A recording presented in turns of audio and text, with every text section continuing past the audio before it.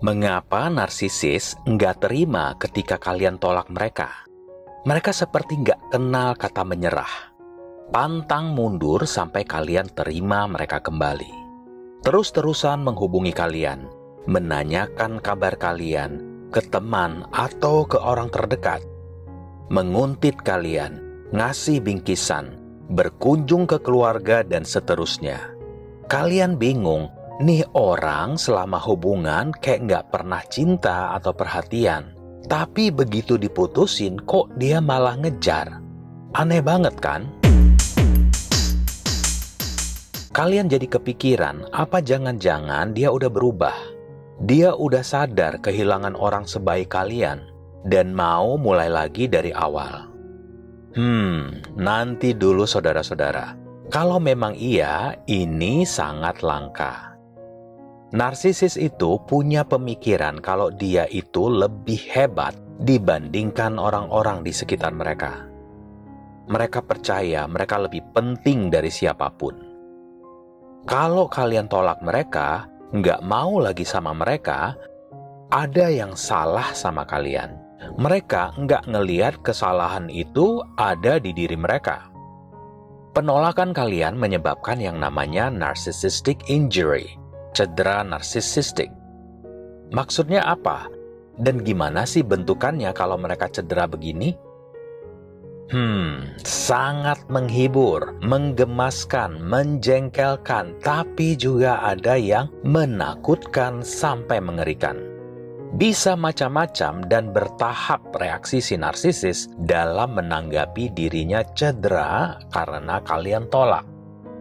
Menurut pengalaman dan pengamatan saya dan dari orang-orang yang sudah berbagi cerita dengan saya, ketika kalian tolak, si narsisis itu kaget, nggak percaya, marah dan kecewa.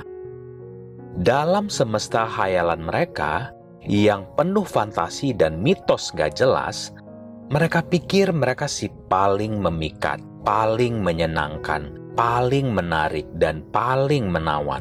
Yo wes sak karepmu kon. Padahal kalau ditengok-tengok lagi ya orangnya B aja. Bahkan banyak juga yang anyep nggak sedap dipandang. A solid 2 claiming to be 9.5. Narsisis marah dan kecewa. Tapi bukan karena mereka sayang, rindu, atau menyesal. Mereka marah karena nggak seharusnya kalian yang buat keputusan itu. Kalian tolak dan tinggalin mereka. Mereka kecewa karena kalian seharusnya udah nggak punya kekuatan apapun untuk bikin pilihan atau buat keputusan. Mereka udah berusaha begitu telaten dan sabar mempelajari kalian. Meniru beberapa karakteristik yang mereka pikir kalian idamkan dari pasangan. Itulah inti dari bom cinta dan ikatan trauma. Mereka sangat hati-hati mengatur strategi dan serangan terhadap jati diri dan kemandirian kalian. Kalian seharusnya nggak pengen hidup tanpa mereka. Mereka nggak akan lepasin kalian dengan mudah. Kecuali tentu saja kalau mereka yang lepasin atau membuang kalian. Nah kalau itu boleh. Mereka itu nggak pernah mau kehilangan hak mereka. Nggak mau harga dirinya diinjak-injak. Apalagi kebebasan mereka diutak-atik. Mereka nggak mau kalian jadi pintar dan sadar kalau hidup menderita sama mereka bukan yang kalian inginkan. Mereka marah, kalian terus diserang dan dicap sebagai orang yang jahat, kejam, dan nggak pengertian, nggak waras, dan lain-lain. Kemudian, nah ini tahap mengerikannya, mereka akan balas dendam dengan cara apapun yang mereka bisa. Gimana aja caranya, mereka tingkatkan serangan ke kalian untuk mendapatkan reaksi dari kalian. Reaksi apapun gak masalah, mau kalian takut, sedih, marah, mereka tetap menikmatinya. Jika ini gak berhasil, mereka akan tenang, diam, dan bersikap baik sebentar. Kalian mungkin dikasih hadiah atau semacam permintaan maaf yang ala kadarnya. Mereka akan mencoba untuk balikan. Lalu mereka akan mencoba memicu reaksi dari kalian. Misalnya memposting foto-foto bahagia kalian berdua di medsos untuk ngingetin kalian akan masa-masa indah dulu. Kalau nggak berhasil juga, mereka akan marah dan menyerang kalian lagi karena udah jadi si brengsek yang egois yang nggak menghargai usaha mereka untuk menjadi baik. Ini ada kesaksian seseorang yang mantannya posting di medsosnya gini. Aku pernah begitu sayang sama seseorang sampai aku lakuin segalanya untuk menjaga dan merawat dia. Aku begitu bucin sampai nggak sadar dia sebenarnya cuma mau ngancurin aku. Bisa lihat kan sehalu itu mereka. Mereka putar balik fakta, mereka sama sekali nggak tahu dan mungkin nggak akan pernah tahu serusak apa diri dan kehidupan kita karena ulah mereka. Lalu setelah sekian waktu melakukan hal yang baik, lalu hal buruk silih berganti, kalau kalian beruntung dan gak kontak lagi sama mereka, mereka akan bosan dan beralih ke supply yang lebih responsif, reaktif, masih menjadi pemberi, masih suka dan memuja mereka. Kalau kalian gak beruntung dan memicu amarah si NPD yang tipe ganas, malignant, bisa saja kalian sampai berurusan dengan kepolisian. Entah kalian jadi korban atau dilaporkan sebagai pelaku kejahatan. Nah, kalau ini yang terjadi, ini penting sekali. Dokumentasikan, dan dokumentasikan setiap kejadian. Rekam, catat, dan simpan baik-baik bukti-bukti. Nah, di sini saya juga mau ngasih saran ke kalian untuk mulai perketat juga pengeluaran kalian. Karena bisa jadi kalian akan memerlukan lebih banyak uang untuk biaya-biaya yang nggak terduga. Mungkin untuk beli dashcam atau pasang pelacak di kendaraan, beli tambahan CCTV di rumah, mengungsi sementara, pindah kota, atau sampai sewa detektif dan pengacara atau biaya hukum lainnya. Jadi bijaklah dengan keuangan ya, siapa tahu kalian butuh nanti. Ada kasus nih di mana seorang mantan istri yang narsisistik mencoba menghancurkan mantan suami dan mertuanya dengan memperkarakan kasus-kasus palsu selama bertahun-tahun. Biaya hukum terus keluar meskipun kasus-kasus akhirnya dibatalkan oleh pengadilan. Si mantan istri berhasil menguras habis rekening mantan suami, dan bahkan si suami dipecat dari pekerjaannya. Kejahatan si suami apa? Ya, dia hanya menceraikan istrinya. Mengajukan gugatan cerai adalah penolakan terbesar yang si narsisis rasakan.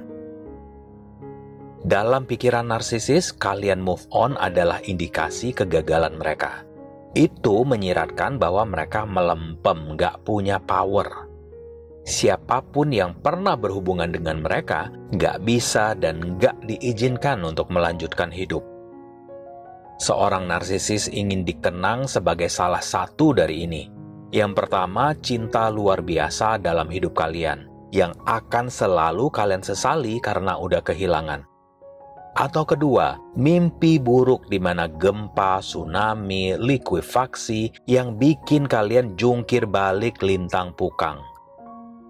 Kau mau aku cuma jadi mantan yang gak berkesan, mingkem aja gak ngapa-ngapain. Oh, kau salah, Bor. Kau mau lanjutin hidup dengan tenang. Jangan pernah berharap ya. Itulah yang ada di pikiran si narsisis. Ini ada kesaksian seorang narsisis tentang penolakan. Kalau ini terjadi, saya justru semakin menginginkan dia. Dan saya akan usaha lebih keras untuk membuat dia tertarik. Saya suka dan pengen sesuatu yang gak bisa saya miliki. Kalau terlalu mudah dan gampang, ya gak ada tantangan. Bosanlah. Kalau ada cewek yang susah banget dideketin, itu tantangan buat saya. Tapi kalau tuh cewek udah mulai bucin, nempel banget ke saya, justru saya gak tertarik lagi sama dia. Misi saya udah tercapai dan saya akan beralih ke tantangan berikutnya. Jadi, ketika kalian terlalu kuat untuk mereka taklukkan, mereka melihatnya sebagai ancaman atau sebagai tantangan. Kita sering salah paham kalau narsisis selalu nyari target yang lemah, karena mereka lebih gampang dimanipulasi. Hal ini nggak selalu benar, karena narsisis bisa saja cerdas, sangat gigih, dan licik. Sesekali mereka juga mau tantangan. Narsisis juga bisa tertarik sama orang yang kuat, nggak melulu orang yang lemah atau rentan, karena mereka suka orang-orang yang berkemauan keras dan mandiri. Semakin mandiri kalian, semakin banyak keuntungan yang akan mereka dapatkan dari kalian.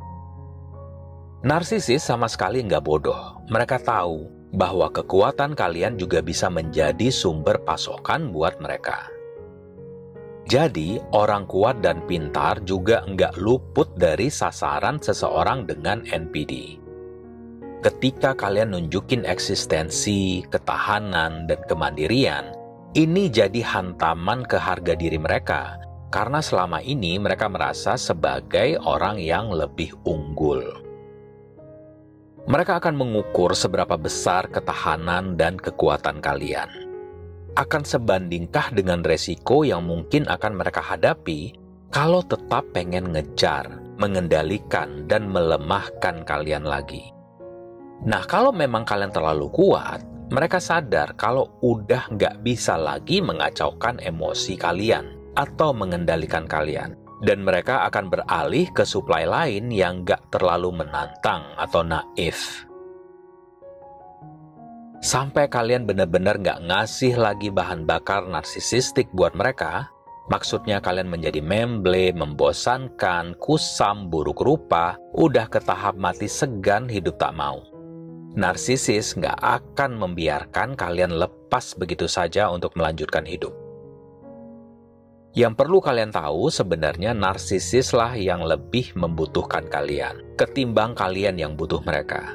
Meskipun mereka membuat kalian percaya sebaliknya. Padahal enggak, itu semua adalah bagian dari ikatan trauma dan manipulasi. Pemangsa butuh mangsa. Pemangsa bertahan hidup dengan menyesatkan, memanfaatkan, dan menindas orang lain. Mereka butuh kalian untuk tenaga, waktu, dan sumber daya kalian. Sehingga mereka dapat ngasih makan ego mereka dan citra diri mereka yang palsu. Meringankan kekosongan diri yang mereka derita setiap hari. Dan mereka sama sekali nggak pengen kalian tahu tentang apa yang sebenarnya mereka rasakan. Mereka tahu kalau kalian sadar bahwa merekalah yang butuh kalian, kekuatan dan kendali mereka akan hilang. Mereka yang berada di spektrum narsisisme tinggi punya kecenderungan untuk menjadi sangat antagonis, curiga, manipulatif, dan agresif. Ini memperparah ketidakmampuan mereka untuk memahami kondisi emosional orang lain. Mereka menyakiti orang-orang terdekat mereka untuk mengelola, meregulasi perasaan mereka yang merasa nggak pernah cukup dan selalu hampa. Jadi, mereka perlu kalian agar punya rasa memiliki, kendali, dan signifikansi. Coba bangkit dan bangun kekuatan kalian.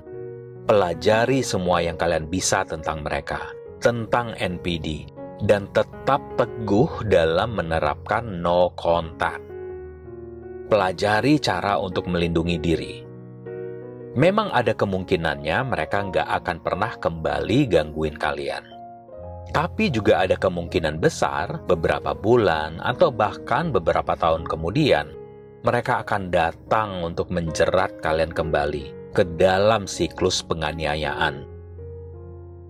Hal paling krusial yang perlu kalian lakukan adalah jangan biarkan mereka bisa menjangkau kalian lagi. Putusin akses mereka ke kalian. Balas dendam terbaik adalah bertahan, lalu bertumbuh, dan menjadi lebih bahagia tanpa mereka. Mereka benci itu karena nunjukin mereka bukanlah si paling hebat di dunia. Kalau kalian suka konten ini, please subscribe, like, dan komen pengalaman kalian ngasih ultimatum menolak si narsisis. Kalian juga bisa konsultasi langsung dengan saya dengan cara email ke chat.gerakai@gmail.com. Terima kasih atas perhatiannya, salam hangat, dan sampai jumpa.